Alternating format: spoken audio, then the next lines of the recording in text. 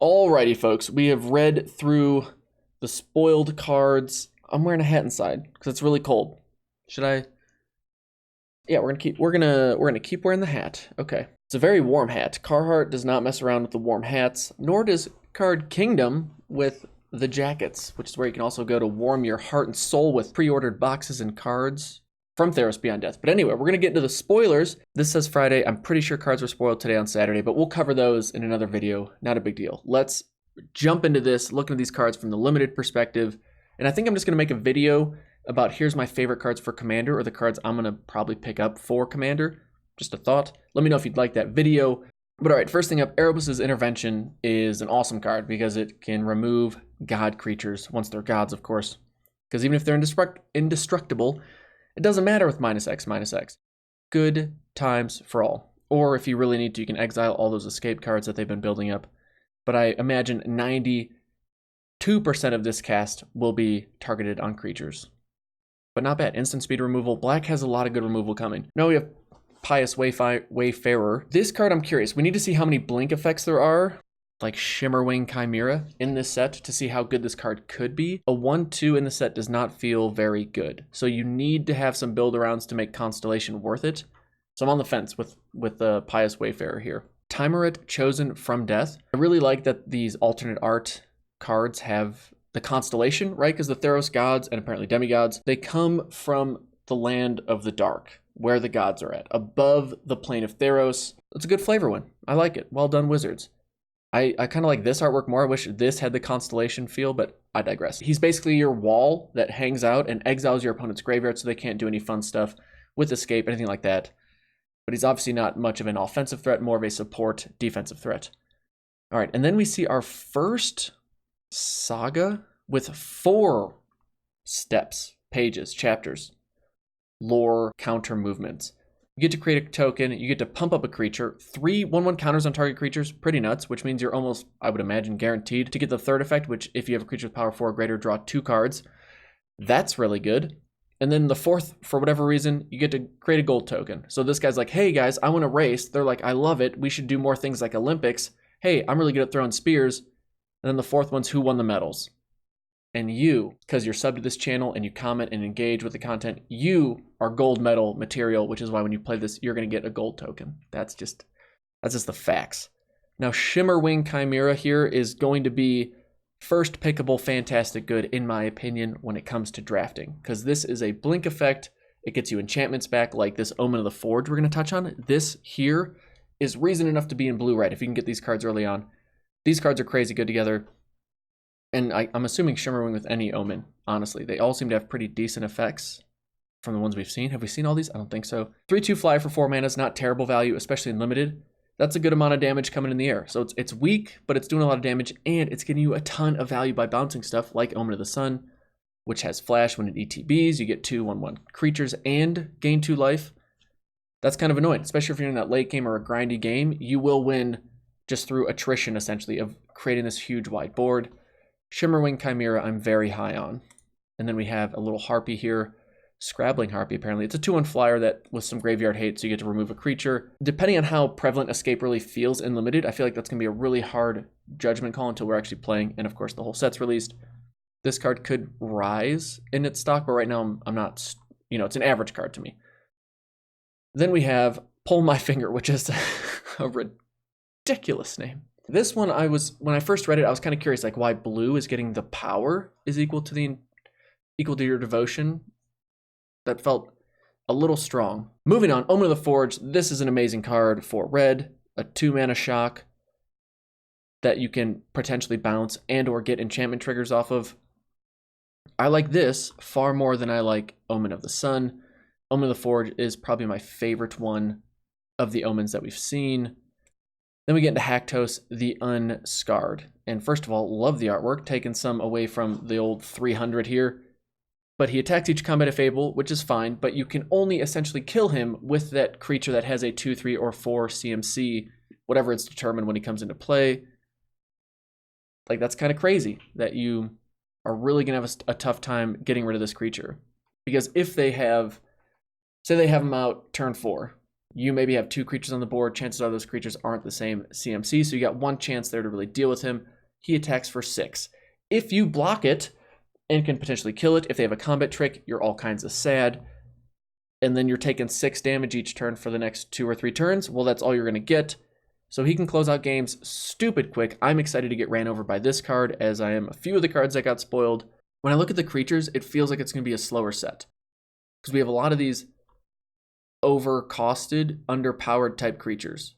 Like 3/2 for 4 mana is not fantastic. A 2/1 for 3 mana is not fantastic. A 6/1 for 4 mana is fine, but we look at other creatures like here's a 2/3 for 3 mana. Again, like a lot of these creatures don't pass the vanilla test. And if we look at cards that, or sets that often have cards that don't pass the vanilla test, they're typically a little slower. And I'm thinking of Dominaria, I'm thinking of Ravnica Allegiance. So there's part of me that's wondering if, because a lot of these cards are also synergistic, you're often having to wait till you can get bonus value from your cards. This set's given me a Dominaria feel, which is not a bad thing, because I thought Dominaria was absolutely amazing from a limited perspective on all fronts. That's kind of the vibe, and I'm actually really excited to pre-release and draft this set because of how much fun it's looking and feeling, and how there's really some potential there to build a fun deck and not be super dependent on just pulling bombs. Hopefully I'm right there. Then we get Screaming Firehawk. This card feels really good, especially if it gets into the late game and you can't stop it. They top deck it, they can pump mana into it, they're doing a lot of damage. Das no bueno. Okay, Thassa, Deep Dwelling. Again, like the alternate art, a 6/5 for 4 mana is not too shabby, especially when the devotion requirement's only 5. Oh my goodness. But now, hey look, we have a blinker. You have your end step, exile up to 1 other target creature. So we're looking for creature enchantment type things to really, I'm assuming, get max value. But the fact she can just pay 4 to tap another target creature, that she can just tap down your opponent's biggest offensive threat, is good. Because all the gods are really good. I hope I pull one. All right, the Triumph of Annex. Basically, this is super leaning into aggro, which is nice. Because if you play this thing turn 3, you come down, you got your 1 or 2 drop, which will now be at least big enough to trade with whatever your opponent's just played, plus get through for some trample. This is probably going to be a red-white, mostly, I'm assuming, played in red-white, or potentially, I guess it could be red-green. I'd be surprised if it was something like red-blue. Red-black doesn't feel like, those don't feel like aggro pairings in this set, although we haven't seen maybe enough of black to know for sure, but it feels like this is going to be the best with red-white or red-green. And then the 4th chapter of our saga is that you get to hopefully trade a smaller creature for a bigger creature that just matches up. Because, again, we're going to scroll up. Say you have a 2/1. Your 2/1 can trade with their 3/2. Life's good. Or just have something ridiculously big, like a 6/5, and just have it eat whatever your opponent's got. Great. Dawn Evangel. This card I'm not sure about at all. Whenever a creature dies, if an aura you control was attached to it, you can return a creature card with 2 or less from your graveyard to your hand.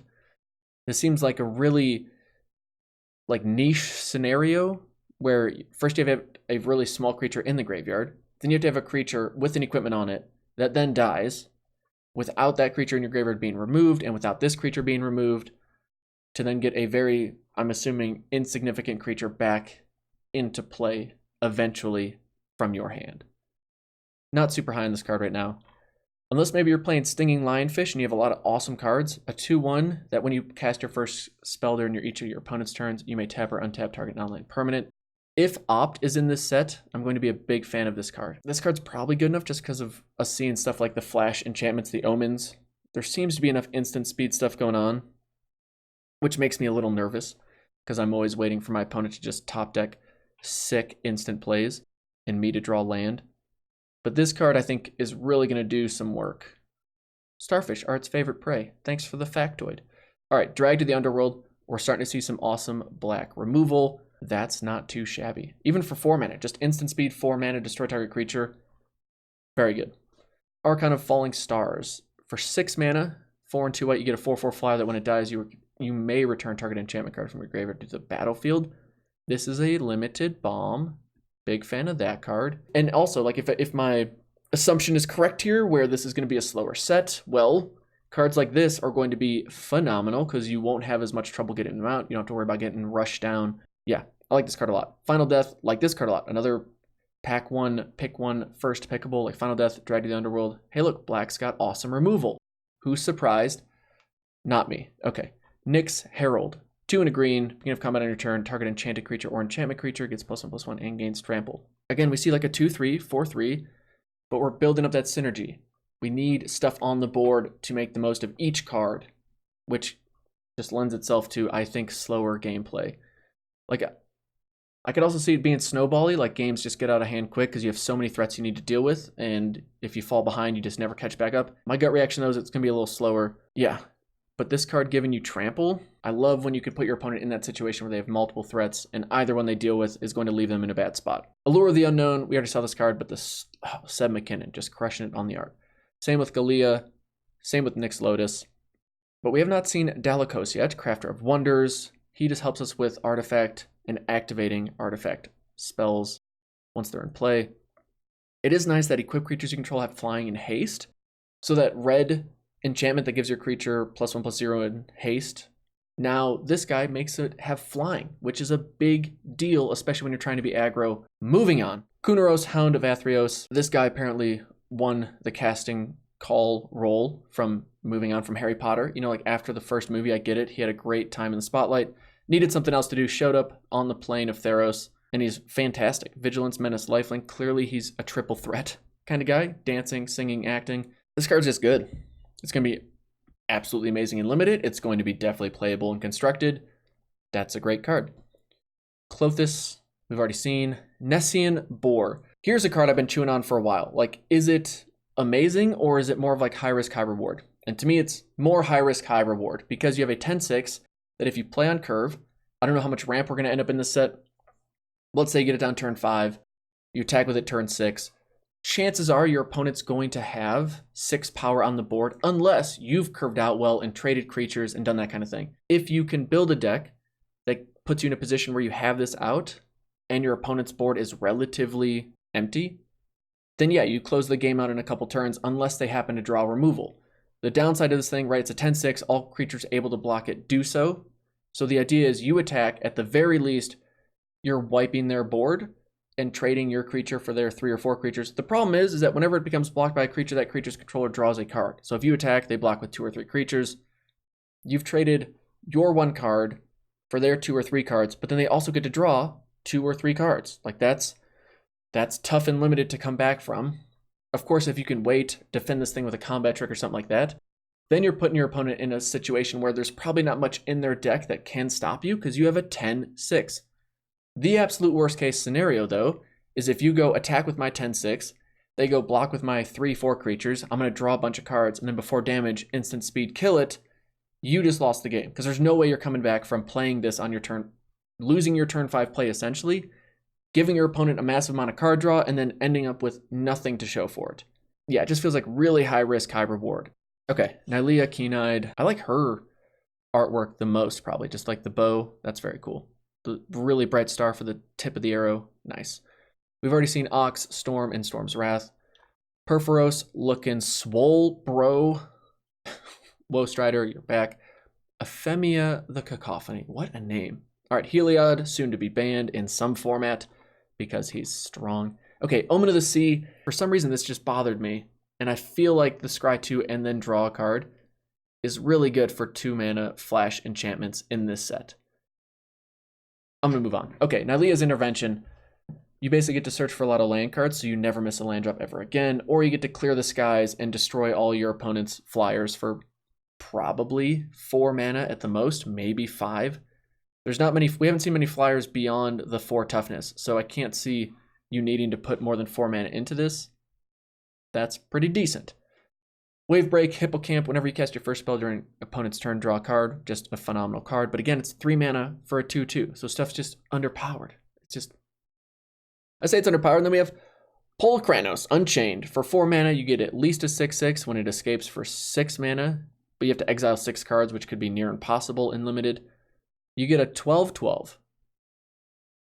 Okay. The thing you need to keep in mind with this, though, is when it's in play, your opponent essentially has a 3 mana removal spell at the ready. So just be ready. If you're like, oh, I'll block it and then pump it with my combat trick, they're going to go, hey, just so you know, while that's on the stack, I'm going to eat your creature instead, and you lose your combat trick. Like that's all kinds of bad.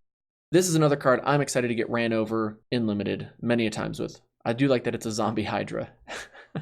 That's pretty good. Okay, Blun Aspirant. A 1/1 whenever you sacrifice a permanent, put a 1/1 counter on it, and then you can pay 2, tap it, sacrifice a creature or enchantment. It deals 1 damage to target creature. That creature can't block this turn. Seems decent. You know, again, this feels like one where you're going to be in the white-red deck, but I don't think you're going to really rely on this ability unless you somehow just have a super low curve, super wide, go wide type of deck. I think more often than not, you're just building him up by sacrificing other cards around him, or just using his ability to sacrifice something that's going to die anyway to an opponent's removal type spell. But I'd imagine if they're going to kill something, they're going to kill this thing first because they can see where this will go in a few turns if you just let it remain on the board unchecked.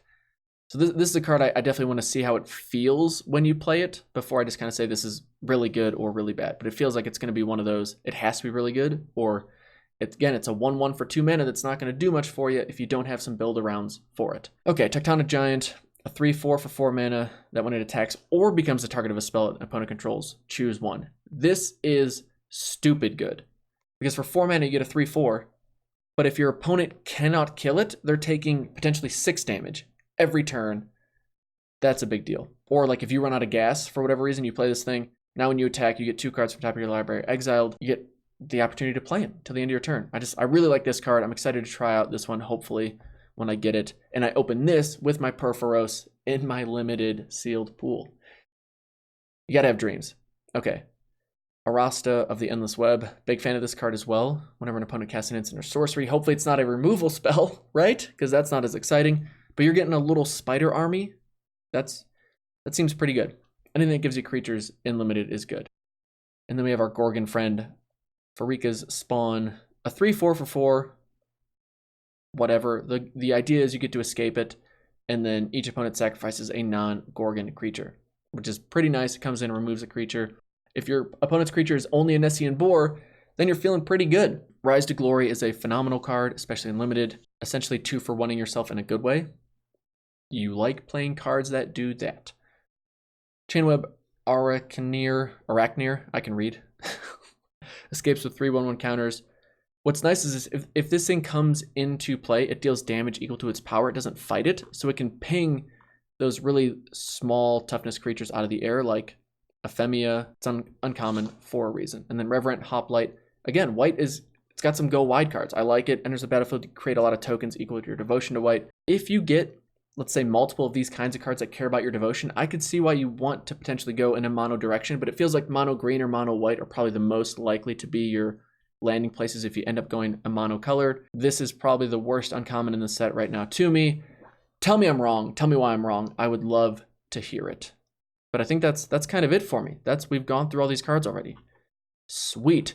This set's feeling really good. Tell me what you think. Do you think this set feels like it's going to be a fast or slow limited environment? Do you think it's going to be great? Because if you watched my year review video of just Magic in general, I think Wizards has absolutely crushed it in regards to building fun limited environments. I think Draft has just been a great experience from everything from at least Dominaria onwards has been fun. Guilds of Ravnica is probably the weakest. And I think if you look back and look at Guilds of Ravnica and say, wow, if that's the weakest set you have, that's a pretty good sign. Point is, this set's looking pretty good. I'm excited. There's a lot of fun commander cards. I got some video ideas out there. But thank you so much for watching. We'll see you in the next video. Again, pre-order those cards from Card Kingdom if you're looking to pick up some boxes or sets and you're not in the whole let's buy them from a store. If you're going to buy online, check out Card Kingdom. Thank you so much for watching. Thank you to my patrons for being the best patrons on YouTube. I genuinely appreciate it. We'll see you in the next video. Take it easy. Peace.